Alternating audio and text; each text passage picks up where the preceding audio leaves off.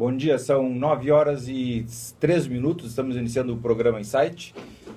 Hoje, na ausência do Leandro Freitas, que, como você sabe, todos os anos viaja a Esteio fazer a cobertura da Expo Inter, da Feira Internacional de Esteio.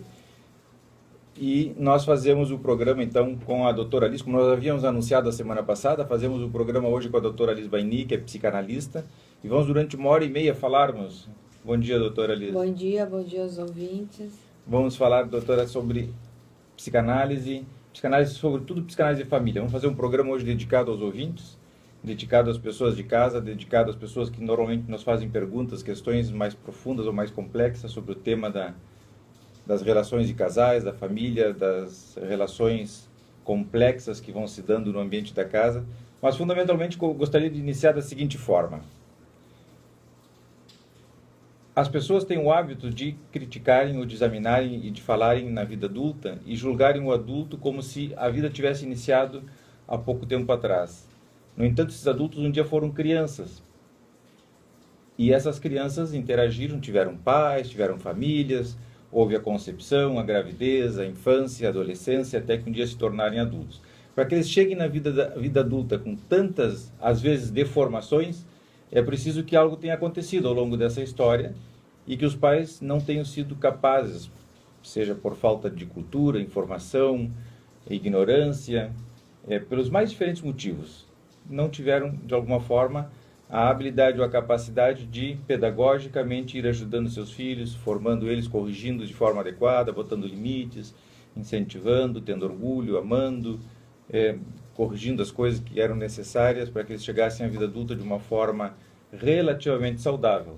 Quando nós olhamos o adulto, não pensamos nessa história toda que está por trás, julgamos o adulto diretamente. E é uma forma, evidentemente essa é uma forma de nós vermos as pessoas e nos relacionarmos com as pessoas desde o ponto de vista da vida adulta. Mas existe uma história complexa por trás que faz com que essa pessoa, em determinado momento, 20, 30, 40, 50 anos depois, tenha determinadas atitudes que estão diretamente relacionadas com a sua história de infância ou de vida e que nós muitas vezes não linkamos. É óbvio, vamos assim, o adulto é o resultado de uma complexa trama de situações psíquicas. Eu vou falar brevemente das séries complementares e depois nós podemos, à medida que as questões forem surgindo, então, nós hoje formos pensando. nós somos o que nós somos hoje com a nossa realidade atual. Então, vamos botar às vezes a realidade do país, a realidade da cidade, a realidade da família, a nossa situação, a nossa realidade profissional interagindo com as nossas vivências infantis. Não é mais, é interagindo com tudo aquilo que nós vivemos na nossa infância. Imigrações, não imigrações, separações de pais, não separações de pais, qualquer coisa, até uma infância relativamente dentro do normal e do esperado, mas nós já temos pais que também são adultos e que também tiveram as suas próprias histórias. Então, muitas vezes, nossos pais não conseguem vamos dizer, rever a situação dos filhos, não é só por falta de cultura ou ignorância, no sentido de ignorar o conhecimento, mas às vezes porque também estão muito atrapalhados psiquicamente com a sua própria situação interna psíquica. Então, interage com isso. As nossas vivências infantis têm que ver com a nossa crise do nascimento, que é uma grande crise psíquica na qual nós temos, não é um trauma, poderá ser ou não um trauma, mas não necessariamente é. Então, se esses pais esperaram o nenê, dá sinal que já está na hora dele sair de dentro do útero, não marcaram cesariana de acordo com a data, com o meu aniversário, com a viagem, com isso, aquilo. Esperar a maturidade desse nenê, entenderam que era uma relação a dois, que tem que passar por um processo, não é contra a cesárea, mas sempre enquanto respeitando o tempo do desencadeamento e não por vontade dos pais, ou do obstetra, muitas vezes, Óbvio que há indicações e tudo mais. Estou falando de uma maneira geral. Então, essa situação de nascimento, mais as condições fetais, a equipo, que se diz, que são as condições, a bagagem psíquica que nasce uma criança. E essa nós dizemos equipo em espanhol, acho que está equipe em português, que é toda essa bagagem psíquica que nasce esse bebê. Esse indivíduo já. Esse indivíduo, mesmo recém-nascido, é um indivíduo com muitos anos já psiquicamente, é uma pessoa muito antiga psiquicamente, tem a ver com todas essas situações da gravidez. Então, como é que foi essa gravidez? Como é que foi se houveram intercorrências, não houveram? Se durante a gravidez morreu algum dos avós, gente muito perto. Isso tudo vai entrando para dentro da cabeça do recém-nascido, claro, ou do fetinho. Depois nós podemos esmiuçar se Sim. o senhor está de acordo, cada série de complementares. E tem a ver também com a constituição, que é a bagagem genética psíquica. Todos nós nascemos com o psiquismo, assim como nascemos com cor de olhos, tamanho, feitio da boca, dos dedos, uma série de coisas que são transmitidas geneticamente. Nós também transmitimos um psiquismo. Esse indivíduo, para eu dizer, é um indivíduo muito antigo, mesmo bebê, psiquicamente é muito antigo, e que se relaciona com a concepção, as fantasias desses pais frente a essa concepção. Filho veio para unir um casal, veio para substituir algum parente morto. Desculpa. Algum parente morto. Qual foi as fantasias inconscientes que levaram esse casal à concepção? Não há gravidez por acaso, a não ser situações de estupro, coisas assim. Mas há sempre um consenso inconsciente, pode não ser consciente, da qual essa dupla, os dois estão comprometidos nessa decisão de engravidar, às vezes inconsciente. Então, nós, enquanto adultos, somos tudo isso. Então, é muito difícil julgarmos e rotularmos, às vezes sai, mas sem entendermos todo esse passado que esse indivíduo traz dentro dele. É importante para as pessoas em casa que nos acompanham prestarem atenção no fato de que normalmente a sociedade tem a ideia de que uma criança vira gente depois de determinado tempo, depois dos 3, 4, 5, 6 anos de idade, que até então está aí numa nirvana, num momento, numa fronteira, digamos, entre o mundo animal e o mundo humano, digamos assim, enquanto a capacidade de pensar, articular o pensamento, sentir coisas, armazenar e tudo mais. Mas a criança está em plena formação, mesmo antes da concepção, digamos assim, se nós partirmos do ponto de vista da combinatória genética, que vai se dar ao acaso durante o ato da fecundação e tudo mais, já existe uma série de elementos que são super importantes, que vão constituir aquela criança desde o ponto de vista emocional. Completamente. E um fetinho, mesmo intraútero, ele tem um psiquismo, pois eu uso o indivíduo, eu não uso um feto, é um indivíduo que está em total comunicação e uma íntima relação com a sua ancestralidade, e se copiando, psíquica e organicamente, e um total contato com esse mundo externo que o rodeia. Não através da palavra, é óbvio, mas através da comunicação direta de inconsciente para inconsciente. A senhora está fazendo referência às imagens planas e bidimensionais das fantasias inconscientes que estão armazenadas na cabeça de cada um, e que o fetinho recebe aquela carga genética toda, e ao olhar para a ancestralidade, como a senhora dizia, vai se construindo a imagem e semelhança da história que lhe tocou. Isso, mas mais a relação com o mundo externo. A vivência atual. A vivência atual. Então, ele está em total contato com o inconsciente da mãe, com o inconsciente do pai, ou com as pessoas da qual ele mais conviveu durante essa gravidez. Então, aí tem uma coisa interessante, desculpa eu lhe interromper, mas eu estou sempre pensando nas pessoas em casa, evidentemente que nós temos que estar adequados e adaptados a eles. Daí a importância de considerar já uma gravidez fundamental no desenvolvimento do adulto depois, ou seja, Óbvio. a relação com a barriga, a relação com a criança que está se desenvolvendo, a consciência de que é um ser vivo, que tem vida, que tem sentimentos, que está percebendo uma série de coisas, tanto internas quanto externas, faz com que seja necessária uma certa interação, ou seja, tocar na barriga, falar com o fetinho ou com o indivíduo que já está em gestação ali, como a senhora dizia, interagir com ele, expressar sentimentos, etc, etc, em voz alta ou em silêncio, é muito importante que os pais tenham essa consciência. Muito importante, inclusive de estar em lugares agradáveis, dentro do possível, óbvio, para essa criança. Então, se há alguém, um parente muito doente, não é que não possa vê-lo de vez em quando, mas não ficar imerso dentro... Num clima pessimista, amargo... Dentro do hospital, amargo. Eu entendo que às vezes que a criança vai perceber isso. Absolutamente tudo, e isso já vai mobilizar dentro do mundo interno dela situações desfavoráveis. Como é que isso se realiza? Para o pessoal de casa entendermos. Vamos dizer que é uma mãe que fuma. A criança não vai entender, minha mãe fuma, então eu tenho menos oxigênio no meu sangue para sentar o que recebe para mim.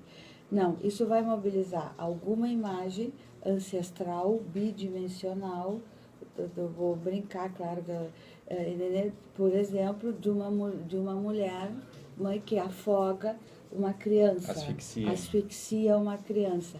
Então, provavelmente, eu estou falando, isso é muito mais complexo, porque entra dentro do constitucional que esse indivíduo traz, mas provavelmente depois essa ideia, essas vivências, não é ideia, de que é uma mãe que asfixia, seja projetada na mãe real.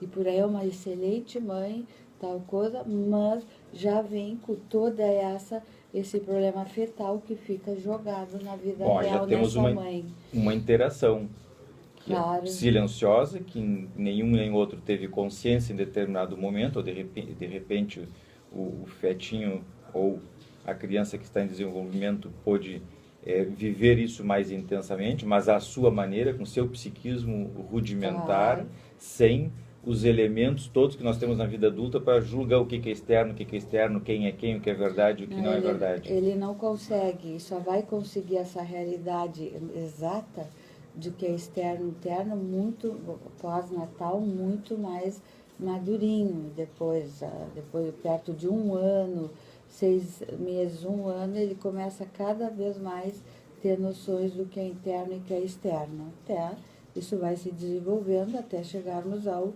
adulto, com um psiquismo relativamente madurinho, que consegue perceber que, se eu cheguei aqui porque estou resfriada e estou mais para baixo, que eu não tenho referências com ele, que aí eu estou resfriada. Isso é um exame de realidade. Uma pessoa com determinadas características pode pensar que eu já estou brava, que eu vou atacar, que eu não sei o quê. Outras pessoas com determinadas características podem pensar que ela me fez alguma coisa, por isso eu estou triste. Isso tudo são percepções da realidade que não tem tanto a ver com o real. Às vezes eu só estou gripada.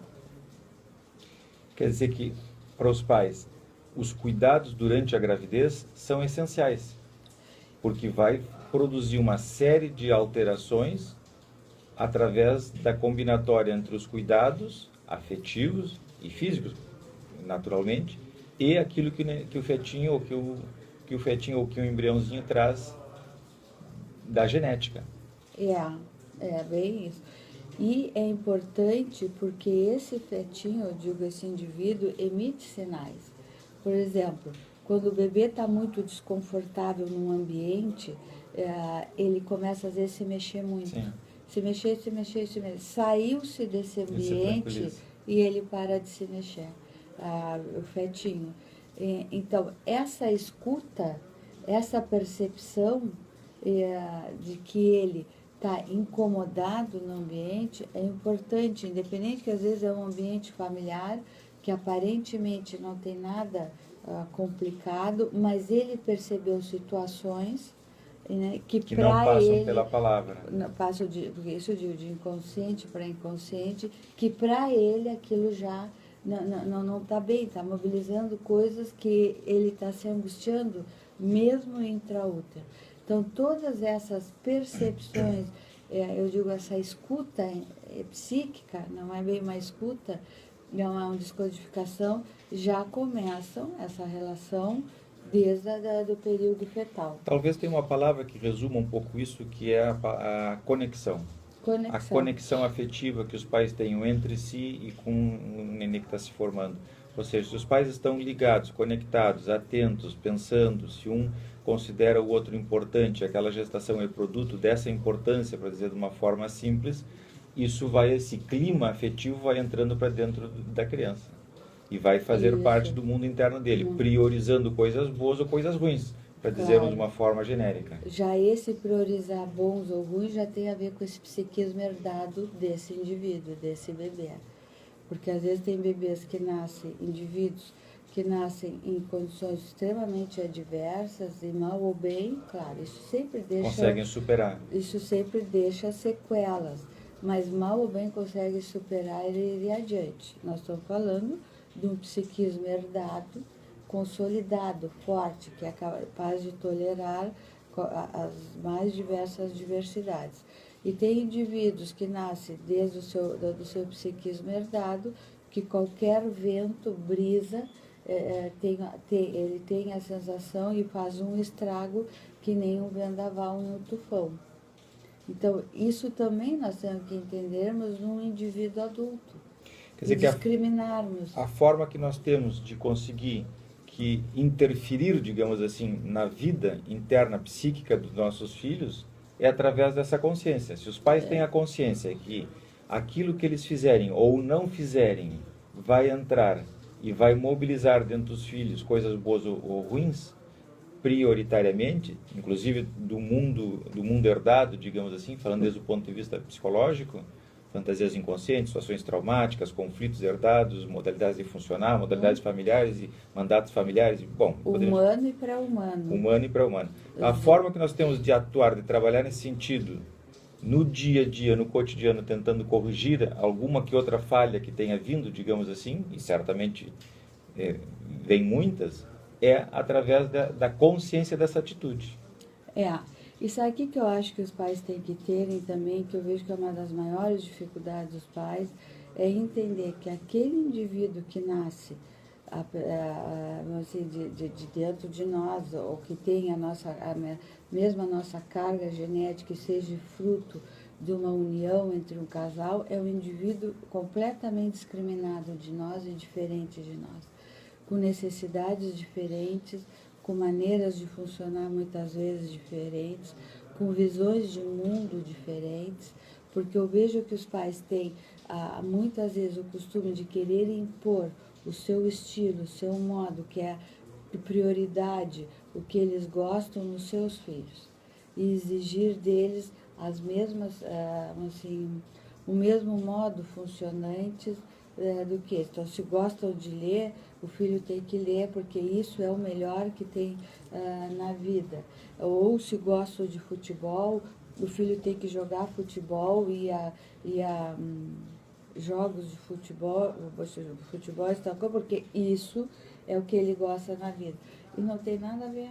Como se o amor passasse por essa fidelidade. E não tem nada a ver. Esse indivíduo pode nascer, e eu posso ser uma esportista que passo o dia inteiro numa academia, jogo tênis, nado, pádel e tal coisa, e nascer a minha filha e ter completamente aversão ao esporte. E tá bem, porque ela é assim. Às vezes o que eu vejo é que aí aparecem críticas, que isso é aquilo. Então, por exemplo, toda a minha família, todos nós gostamos de ir à praia. E eu tenho um filho que não gosta de ir à praia, desde pequenininho. Além de forçar ele pequenininho à praia, e se ele chorar, ainda colocar ele de castigo, porque ele está incomodando o programa dos adultos, quando grande, eu ainda adjetivo ele de diversas maneiras, que está deprimido, que não vai estar sol, que ele não... E por aí ele não gosta, ele quer ler, quer ficar em casa lendo, quer escutar música, isso é o que faz ele bem. Quer dizer que a criança nasce com um carro que sai da fábrica, zeradinho, brilhoso, brilhante. Às vezes tem defeitos. Bom, de não, mas tá bem, às vezes nós nascemos correto, com alguns defeitos, tá bem. Psiquismos extremamente desfavoráveis, infelizmente. É correto, mas eu ia usar esse modelo no sentido das deformações, quer dizer, a criança, independentemente dos defeitos de fabricação que possam ter, nós entortamos, riscamos e amassamos essa criança zerada através do convívio, querendo que ela seja e cumpra um pouco as nossas expectativas, por falta de discriminação. Eu acho que é real isso, mas eu só vou dizer, nós não somos zerados. Tem pessoas que nascem com quanto de instintividade de morte, indivíduos que já vão desde pequenininho percebendo o pior de tudo. Então, os pais têm que ter essa habilidade, inclusive, de tentar neutralizar isso. Mas nós não nascemos tão lindos e maravilhosos, depende dessa combinatória toda. Bom, esse é o zerado, porque tem, por exemplo, tem crianças que podem viver desde o vamos, quando a mãe limpa as fraldinhas, limpa o cocô, pode ver isso como um ato de amor, de carinho que está tirando. E se está mais com psiquismo um pouquinho mais complicado, pode viver isso como esvaziamento. Sim. Tirando conteúdos dela. E isso a mãe está fazendo o mesmo ato de cuidado, de higiene, carinhosa. Aí já depende desse mundo interno que nós herdamos. Então, eu acho que a gente não nasce tão zeradinho. Mas eu não sei se a gente pode, por exemplo, considerar isso anormal, digamos assim, porque, primeiro, faz parte da história da humanidade. Segundo, são mecanismos ou formas de funcionar psíquicas que vêm dentro daquele indivíduo e que os pais talvez não consigam administrar isso bem por falta de compreensão, de conexão, de conhecimento, etc. A criança tem frequentemente as vivências distorcidas, digamos assim, de uma boa intenção dos pais, que é o que a senhora está dizendo, os pais o aleitamento materno é um exemplo disso, para as pessoas nos acompanharem em casa. Tem mães que têm leite com fartura, boas condições de amamentação, de aleitamento, querem, e a criança não pode tomar o leite, pelos mais diferentes motivos. Por quê? Porque já nasce com uma indisposição interna que não tem que ver com aquela mãe especificamente, mas que se reflete na relação com ela. A mãe depois vai interpretar isso de mil maneiras diferentes. Claro. A criança já está interpretando. Bom, mas esse é o mundo interno dela. Faz parte das vivências, nesse caso, ancestrais, nem sequer intrauterinas, porque são coisas ancestrais, quando ela durante a concepção já veio na bagagem aqueles conteúdos que só vão entrar em ação na medida que forem solicitados. A criança já vem com a dificuldade de se conectar afetivamente com a mãe através do aleitamento, digamos assim. A própria nutrição, claro, já tem uma ansiedade persecutória horrorosa de envenenamento, de morte, de proibição, enfim. E a criança vai encontrar formas de colocar isso em prática, se negando de alguma forma, seja por uma alergia ao leite, ou alguma proteína do leite, ou algum elemento do leite, ou porque simplesmente entra em pânico e chora, se desespera, e a mãe não consegue amamentar. Aí nós temos um exemplo de como isso pode vir.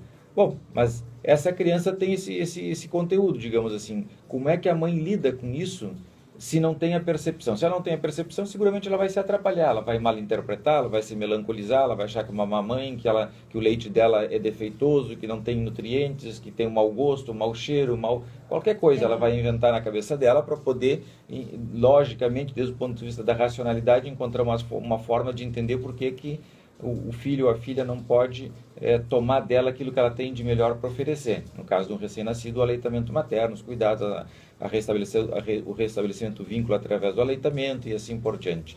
Agora, se a mãe tem um certo conhecimento disso, ela vai poder encontrar formas de corrigir. Ela, de repente, não vai poder dar o leite, o peito, porque essa criança não vai conseguir, ela vai entrar em pânico, vai chorar, vai se desesperar, vai vomitar, vai ter a alergia, vai ter todos os sintomas digestivos incompatíveis com aquele leite, mas ela pode, por exemplo, encontrar uma outra forma, um outro alimento e amavelmente, carinhosamente, dá para essa criança. E o vínculo se restabelece ou permanece. Então vai depender da forma como essa mãe ou esse casal de pais entenderem essa dificuldade, que já vem de origem, que não é um problema dos pais propriamente dito, mas que reflete na relação, ela vai poder, de alguma maneira, contornar isso aí. Então a compreensão, a conexão, a compreensão é fundamental para encontrar uma resultante adequada. É difícil às vezes, é Com muito certeza. difícil. Para nós é um pouco mais facilitado, porque nós temos conhecimento de psiquismo, mas às vezes tem pais que intuitivamente conseguem se conectar mais com esse bebê, estão mais disponíveis para essa relação profunda que tem que se estabelecer com esse bebê, é cansativa, é exaustiva, eu diria, nos primeiros meses de vida, mas eu penso como o Dr. José Newton fala, essa conexão, essa coisa mais intuitiva de perceber essa criança, de alguma maneira tem que tender a isso, esse vínculo. De qualquer maneira, é uma tarefa impossível, porque por mais que nós queiramos, sempre vamos ficar curtos. Não tem pais que consigam, não existe pais que consigam satisfazer plenamente as necessidades de um bebê, não é de amamentação, as necessidades psíquicas gerais de um bebê, porque é um outro psiquismo completamente diferente, com demandas diferentes, na qual nós não temos como decifrar esse inconsciente. Doutora Lina, nós vamos fazer uma pequena pausa para os nossos comerciais e quando retornarmos, vamos já falar a partir do parto. Tá. Para que as pessoas em casa possam nos acompanhar as dificuldades que vão surgindo na descodificação do choro, se está chorando por fome, por frio, por dor, por calor, por angústia, por ansiedade, por angústia ou por temor de alguma coisa, ou se simplesmente é um choro que tem um outro significado, etc. Nós lembramos aos nossos ouvintes que nós estamos gravando o vídeo que nós vamos postar agora no intervalo já desse primeiro bloco na internet, no Facebook do programa Insight. As pessoas então poderão nos acompanhar já assistindo o vídeo desse primeiro bloco no Facebook do programa Insight. Retornamos em 1 minuto.